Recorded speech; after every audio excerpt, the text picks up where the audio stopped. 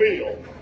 And style. So, Stephen, tell me a little bit about yourself. Tell me, when did you become a Trump supporter, and what drew you to him, and what were you always a conservative, Republican? Tell me. Yeah, I walked away from the Republicans back in 2006. Once we gave them a trifecta from '04 to '06, they spent like drunken sailors, and they became, basically Democrats.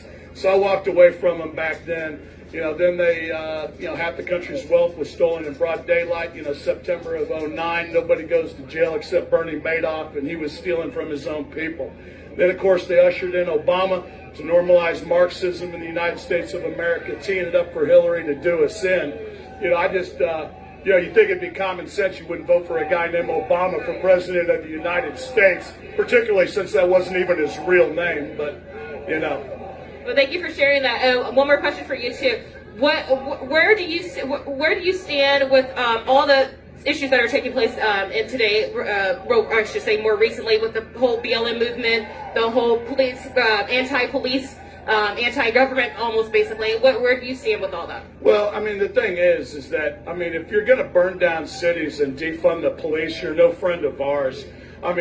These people are the same people that rigged an election, rigged an investigation, and rigged an impeachment process against the American people, and they lost all three. They voted for a guy named Obama not once, but twice, and he stole everything. That's why they were down on Epstein Island raping and eating those babies down there. Just look at the flight logs. They all knew who he was, what he did, where he did it. That's why they got on his plane to fly down there and do it with them. That's what the real problem is. It's pedophilia, and as soon as everybody finds out that all these people are pedophiles, that's when the party really begins.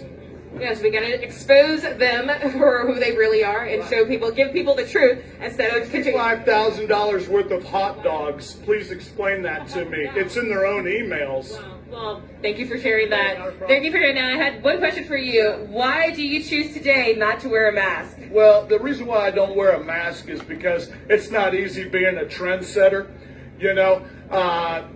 People think it's easy, but it's not. It's a hoax. 99.7% survival rate. Are you kidding me?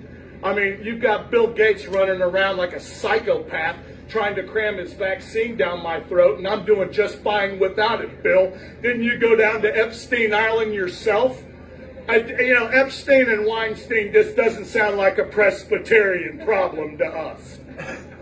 Well, thank you for sharing that, but of course, that does not go against the basic safety procedures that we should be doing at a daily basis, washing your hands, staying at least as far away as possible. If you took that mask off, I'd make out with you. Well, anyway, Stephen, it was so great talking with you, and thank you so much for your time. Thank you. Do you have anything else you want to say maybe to other Trump supporters or why you can't be out here? Absolutely. Stars and bars, red, white, and blue home team, man. It's Trump 2020. They're throwing an octogenarian at us, struggling with dementia, trying to hide liquor on his breath, dealing with a son who just got a stripper pregnant down in Arkansas, cheating on his dead brother's wife. Well, Stephen, again, thank you. Thank you so much for your time. You have a blessed day.